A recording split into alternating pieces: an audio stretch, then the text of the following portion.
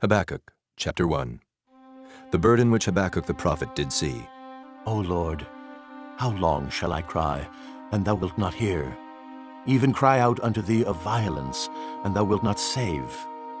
Why dost thou show me iniquity, and cause me to behold grievance? For spoiling and violence are before me, and there are that raise up strife and contention. Therefore the law is slacked, and judgment doth never go forth. For the wicked doth compass about the righteous. Therefore wrong judgment proceedeth.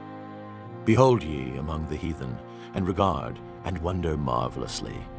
For I will work a work in your days, which ye will not believe, though it be told you. For lo, I raise up the Chaldeans, that bitter and hasty nation, which shall march through the breadth of the land to possess the dwelling places that are not theirs. They are terrible and dreadful. Their judgment and their dignity shall proceed of themselves. Their horses also are swifter than the leopards, and are more fierce than the evening wolves.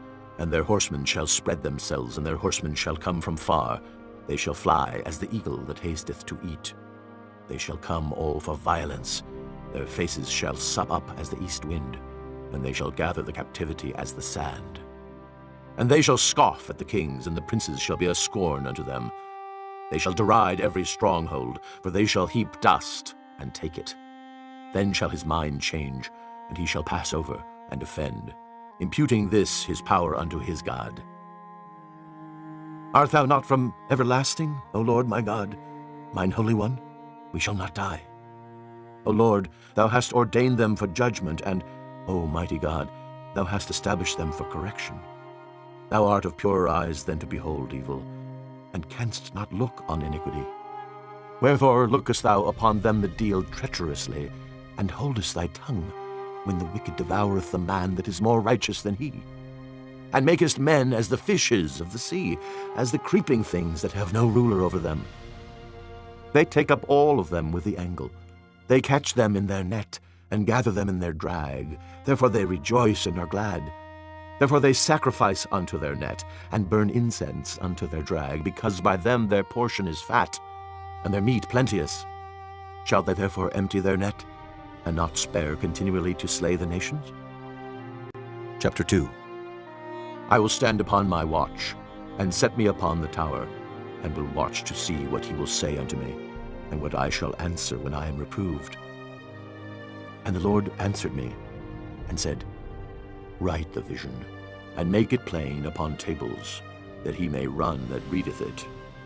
For the vision is yet for an appointed time, but at the end it shall speak, and not lie. Though it tarry, wait for it, because it will surely come, it will not tarry. Behold, his soul which is lifted up is not upright in him, but the just shall live by his faith.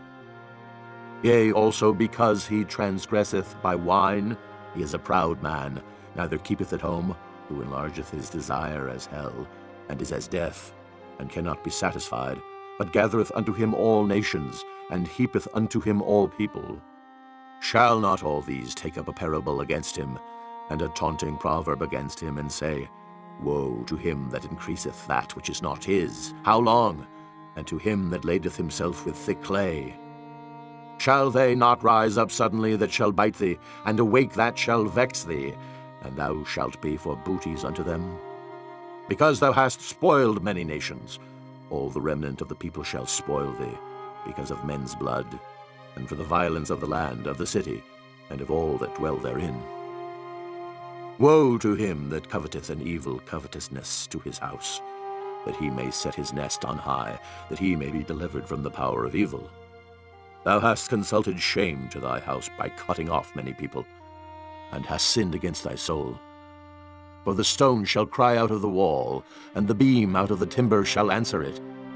Woe to him that buildeth a town with blood, and establisheth a city by iniquity.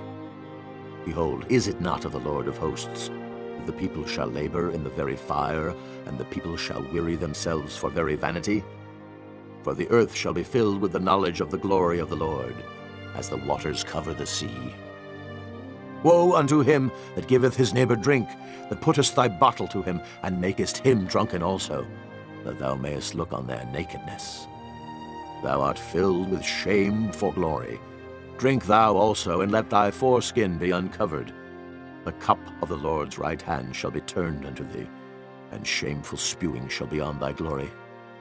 For the violence of Lebanon shall cover thee, and the spoil of beasts, which made them afraid, because of men's blood, and for the violence of the land, of the city, and of all that dwell therein.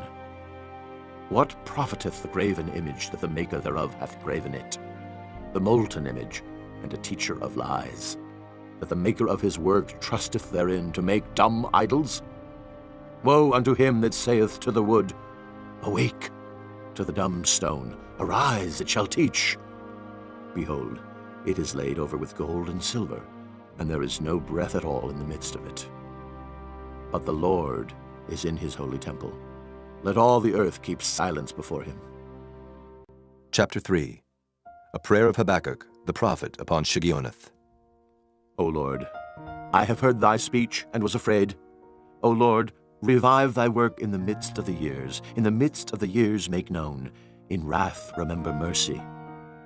God came from Teman, and the Holy One from Mount Paran, Selah. His glory covered the heavens, and the earth was full of his praise. And his brightness was as the light. He had horns coming out of his hand, and there was the hiding of his power. Before him went the pestilence, and burning coals went forth at his feet. He stood and measured the earth. He beheld and drove asunder the nations, and the everlasting mountains were scattered. The perpetual hills did bow. His ways are everlasting.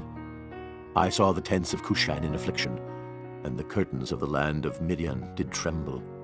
Was the Lord displeased against the rivers? Was thine anger against the rivers?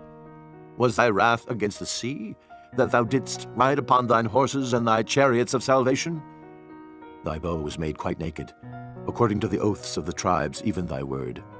Selah. Thou didst cleave the earth with rivers. The mountains saw thee, and they trembled. The overflowing of the water passed by. The deep uttered his voice, and lifted up his hands on high. The sun and moon stood still in their habitation. At the light of thine arrows they went, and at the shining of thy glittering spear.